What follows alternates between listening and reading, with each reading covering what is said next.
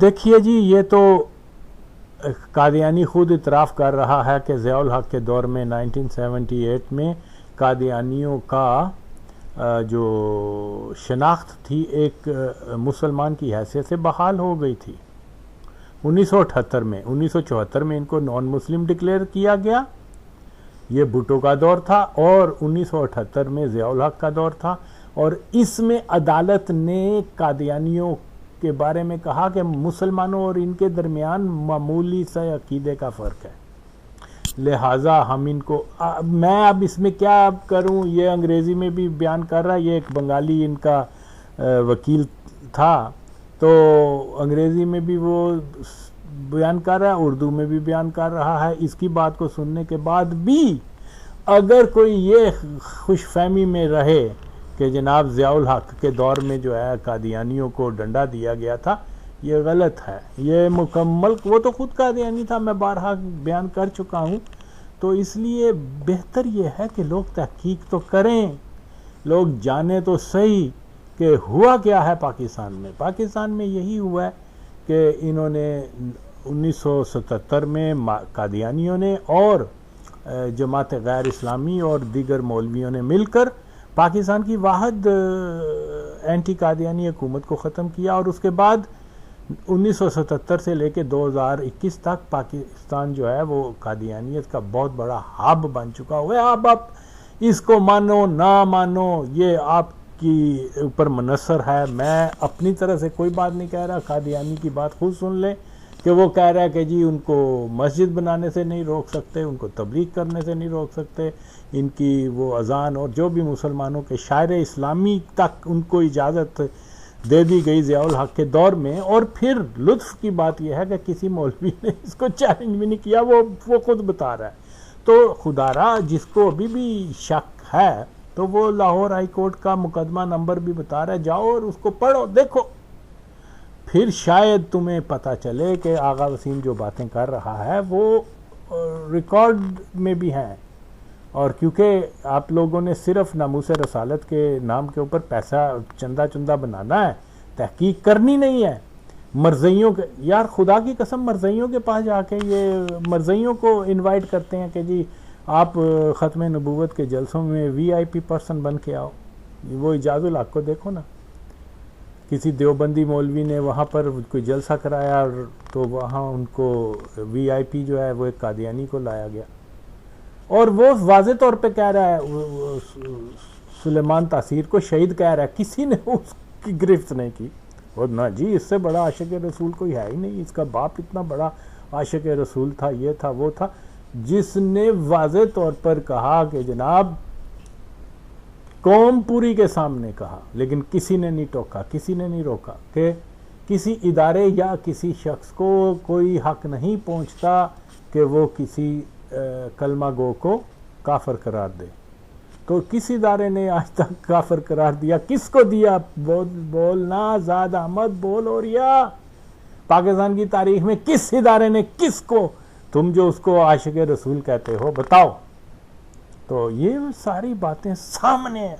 پھر بھی اوریا جی واہ جی واہ. اور یار یہ بھی معلوم ہو گیا کہ اوریا جو ہے وہ اپنا مرزا کی قبر پہ فاتحہ کرنے گیا، قادیانیوں کے پیچھے نمازیں پڑھتا، لیکن پاکستان میں سب سے بڑا عاشق رسول وہی ہے جہاں یہ معیار ہوگا. اور وہ زاد احمد کو دیکھو، وہ حرام زادہ جو ایک یوسف قذاب کا جو تھا وہ کیا صحابی بنا پھرا تھا، وہ کہتا ہے کہ جناب ہمیں جنرل ضیاء کی ویژن کو اپلائی کرنا ہے پاکستان میں. اس کا ویژن کیا تھا؟ پاکستان کو کنورٹ کرنا، پاکستان کو بنانا، اس قادیانی ایک سٹیٹ بنانا، اور وہ کامیاب ہوا. اب اور کیا چاہتے ہو زاد احمد؟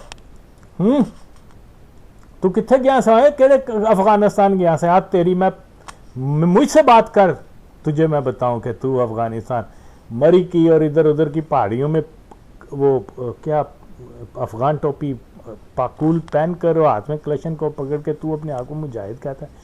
اور دلے تو یہ تو بتا کہ تو احمد شاہ مسعود کو جو ہے کیسے پاکستان لے کے آیا؟ تیری عمر کیا تھی اس وقت؟ 17 سال کا ہوگا، 18 سال کا ہوگا. If you were born in 1966 it means کہ تم 20 سال کے بھی نہیں تھے اس وقت، ہاں، اور افغانستان میں مجاہد بن کے گئے، اور ویسے بھی تم تو چھڈ دینے، تیرے نال دے تے وہ بچے رکھ دینے اپنے نال، تو جس عمر اتھے گیا بہن چودہ جھوٹ بولتے ہو حرامزادے۔ تو ساری باتیں ہیں، یہ لوگ ضیاء الحق کے مشن پر ہیں۔ اب میں کیا کر سکتا ہوں، یہ بار بار یہ کھلی چیز آپ کے سامنے ہے، لیکن مجھے پتہ ہے کوئی مولوی اس پہ نہیں بولے گا، اور یہ حقیقت ہے کہ ہم لوگوں کو بہت پھونک پھونک کر چلنا ہے۔ یہ لوگ ہر جگہ چھا چکے ہوئے ہیں، اور ان کا ایک ہی طریقہ ہے کہ مرزائی ہٹاؤ تحریک کو آپ شامل ہوں، اور انشاءاللہ تعالی یار بار بار اپیل کرتا ہوں، میری تو کوئی بات بھی نہیں سنتا، اور میری کسی بات کو ریجیکٹ بھی نہیں کر سکتے، لیکن نعرے ان کے یہی ہیں کہ ہم پاکستان سے ختم نبوت کا تحفظ کریں گے، یہ کریں گے۔ کہاں کرو گے بھائی، کب کرو گے؟ جو آغا وسیم کہہ رہا ہے اس کی ایک بات کو تو غلط ثابت کر کے دکھاؤ۔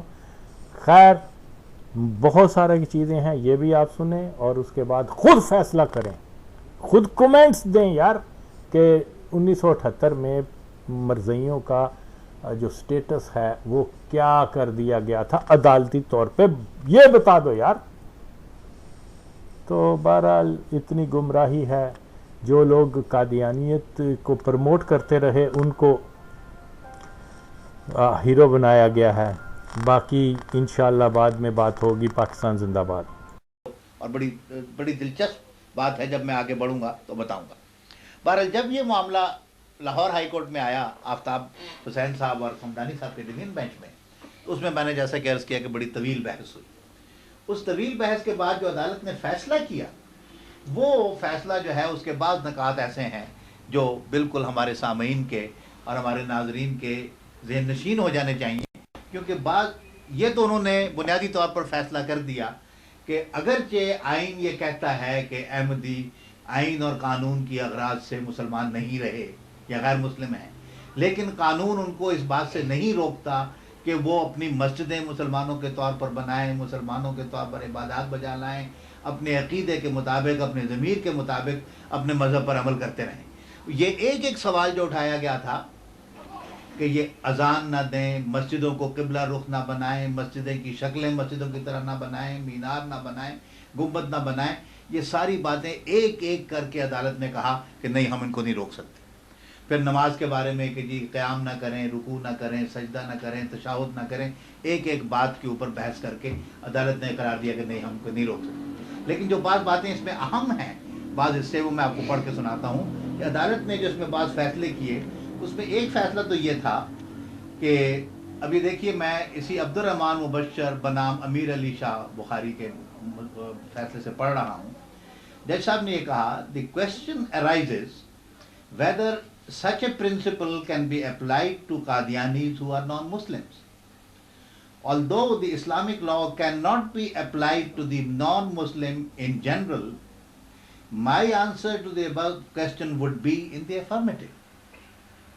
کہتے ہیں عموماً مسلمانوں غیر مسلموں پر اسلامی قانون کا اطلاق نہیں ہو سکتا، لیکن کہتے ہیں میرا جواب یہ ہے کہ قادیانیوں پر، احمدیوں پر اس کا اطلاق اسلامی قانون کا ہو سکتا ہے۔ وجہ کیا ہے؟ The reason is that like Muslims, this section of non-Muslim claims to be bound by the law of Quran and Sunnah. یعنی وجہ اس کی یہ ہے کہ غیر مسلموں کا یہ طبقہ جن کو ہم قادیانی کہتے ہیں، یہ اپنے آپ کو قرآن اور سنت کا پابند سمجھتا ہے۔ In such circumstances, I have no manner of doubt left that at least those non-Muslims who profess to be bound by the same law as the Muslims will also be governed by similar principles of justice, equity and good conscience. Consequently, the Muslim law shall be applied to them. تو انہوں نے کہا کہ جو good conscience equity کے principles ہیں ان کا اطلاق قادیانیوں پر ہوگا، اگرچہ یہ غیر مسلم ہیں، لیکن اسلامی قانون کا ہم ان کے اوپر اطلاق کریں گے۔ چنانچہ اسلامی قانون کا اطلاق کر کے انہوں نے کہا کہ ہم ان کو نہیں روک سکتے۔ وہ آگے کیا بات ہے دیکھتے ہیں۔ آگے چل کے انہوں نے ایک جگہ کہا، بہت سے فیصلوں، بہت سے تاریخ کے حوالے، فقہ کے حوالے، بہت سی کتب کے حوالے ان کے بعد پیش کیے گا. ان کے بعد کہا it is not difficult to infer from these authorities that Islam leaves non-Muslims free to profess and practice their religion and enjoy complete autonomy in regard to their religious tenets and instructions. If this liberty is guaranteed to the conquered people, there is no reason why worse treatment may be meted to the non-Muslim minorities living in the state. یہ بات انہوں نے کہی. اس کے بعد لمبا فیصلہ انہوں نے کیا اس بنیاد پر کہ مذہبی آزادی جو ہے سب کو ہوتی. اور اس کے بعد انہوں نے مختلف باتیں جو ہیں ان کا فیصلہ کر کے یہ کہا کہ احمدی لوگ کیا ہیں. چنانچہ صفحہ 188 پہ کہتے ہیں except for some other minor differences, the Qadianis do believe in the mission of Prophet Muhammad, peace be upon him, and the Holy Quran and traditions.